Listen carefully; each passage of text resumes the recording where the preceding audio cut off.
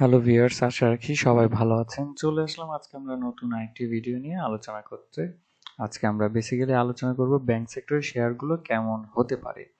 বিশেষ এর কারণ হচ্ছে গিয়ে আমরা জানি যে ব্যাংকের আগামী 1 থেকে 2 মাসের ভিতরে তাদের ডিক্লারেশন শুরু হবে এবং সেটার কারণেই হচ্ছে যে আসলে ব্যাংকের প্রতি একটা আকর্ষণ থাকে।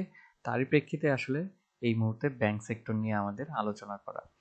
তো আশা করি আপনার ধৈর্য সহকারে পুরো ভিডিওটি আমার সাথেই থাকবেন এবং একটি কথা না বললেই নয়, শেয়ার বাজার ঝুঁকিপূর্ণ জায়গা, তাই জেনে বুঝে বিনিয়োগ করার চেষ্টা করুন এবং এখানে কোনো ধরনেরই বাইসের নির্দেশনা দেওয়া হচ্ছে না।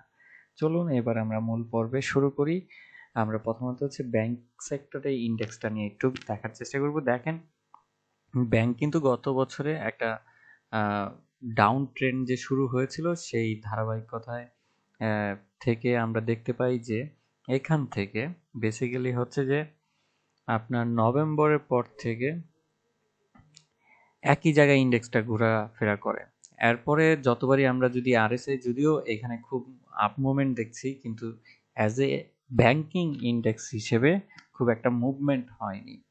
এটা হচ্ছে যে সবচেয়ে বড় কথা। তবে ব্যাংক পজিটিভ মুভমেন্টটা আছে, কারণ ব্যাংকের অনেকের ট্রেড ভলিউমটা কিছুটা ঘুরে দাঁড়িয়েছে। আমি যদি কয়েকটা শেয়ার নিয়ে দেখানোর চেষ্টা করি, দেখবেন যে রিসেন্টলি আমরা কিছু একটা মুভমেন্ট এই জায়গায় দেখতে পাচ্ছি, কারণ ভলিউমটা হচ্ছে, কিন্তু ব্যাংকের ম্যাক্সিমাম প্রাইস তার আগের জায়গার মধ্যে আছে। সেম আমরা যদি দেখি আপনার প্রিমিয়ার ব্যাংকের ক্ষেত্রে দেখবেন যে তার ভলিউম হচ্ছে প্রচুর পরিমাণে, কিন্তু ওই পরিমাণে কিন্তু তার প্রাইসটা আপ ট্রেন্ড হয়নি। এরপরে যদি আমরা দেখি যে ব্র্যাক ব্যাংক অনেক দিন যাবত সেটা একটা ফ্লোরের মধ্যেই আছে, ঠিক আছে, এবং কিছুটা দেখা যাচ্ছে যে আগের তুলনায় হালকা মুভমেন্ট হচ্ছে ভলিউমের দিক থেকে। এবং পাশাপাশি আমরা যদি নতুন কিছু ব্যাংক দেখি যেগুলো স্টক মার্কেটে খুব বছর খানিকের মধ্যে যে অনেকগুলো ব্যাংক আপনার লিস্টেড হয়েছে, তার মধ্যে যদি ধরি ইউনিয়ন ব্যাংক, এই ব্যাংকগুলো তো একটা টাইমে যে ফ্লোরে আটকে আছে এই জায়গার মধ্যে আছে। তো বেসিক্যালি হচ্ছে যে ব্যাংকের মুভমেন্টটা আমরা আস্তে আস্তে হয়তো দেখব, কিন্তু সেটার জন্য আরো আমাদের ওয়েট করতে হবে। এবং এই ওয়েটটা কখন হবে আসলে, এখন আমাদের মার্কেট যে অবস্থানে আছে, মার্কেট তার ইন্ডেক্সের থেকে বেশি প্রয়োজন হচ্ছে ভলিউমটা, ট্রানজেকশন বেশি আমাদের দরকার মার্কেটে এখন। কারণ ট্রানজেকশন মার্কেটে যত বেশি হবে তত পজিটিভনেসটা তৈরি হবে। তো মার্কেট চেষ্টায় আছে তার পজিটিভ দিকগুলোতে ঘুরে দাঁড়ানোর জন্য।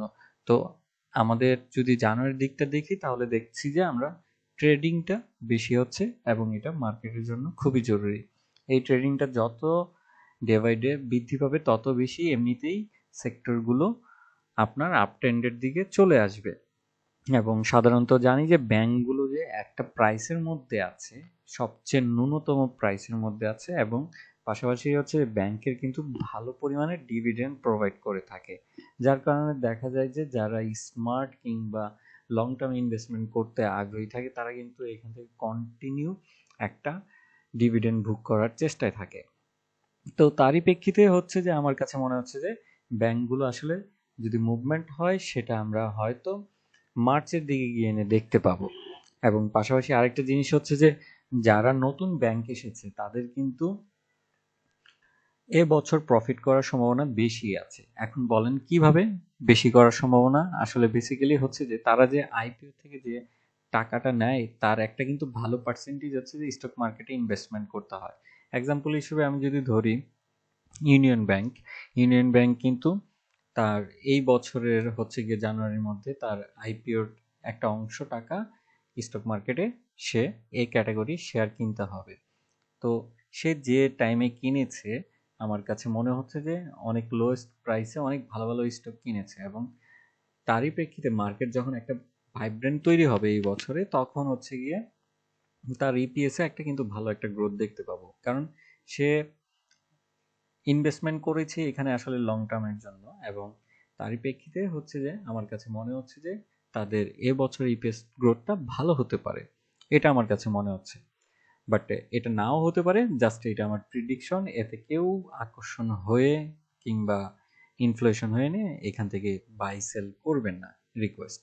সেম এরকম নতুন কিছু ব্যাংক আছে যারা এই মার্কেটে বিগত 1 বছরে স্টক মার্কেট থেকে ভালো টাকা উঠিয়েছে এবং তারা আইপিওতে এই টাকাটা কিছু টাকা আপনার স্টক মার্কেটে ইনভেস্টমেন্ট করবে এবং মার্কেট যখন ঘুরে দাঁড়াবে তখন কিন্তু তারা এখান থেকে অবশ্যই প্রফিট টেক করবে। তো ওভারঅল যদি বলি, ব্যাংক আসলে ঘুরে দাঁড়ানোর চেষ্টায় আছে, তবে সেটা অবশ্যই সময় সাপেক্ষ এবং আমরা জানি যে ব্যাংকের প্রচুর সংখ্যক শেয়ার থাকার কারণে কিন্তু এত প্রাইসিং মুভমেন্ট হয় না।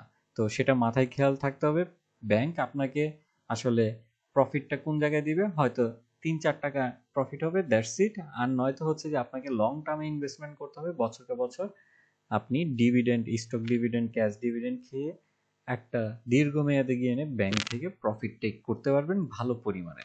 এটাই হচ্ছে যে ব্যাংকের স্টকের আপনার বেনিফিটটা বেশি। তো এই ছিল ওভারঅল ব্যাংক সেক্টর নিয়ে কথা বলা। আশা করি আপনারা কিছুটা হলেও উপকৃত হবেন। আজকে এতটুকুই। ভালো থাকুন, সুস্থ থাকুন এবং শেয়ার বাজারে জেনে বুঝে বিনিয়োগ করুন। ধন্যবাদ।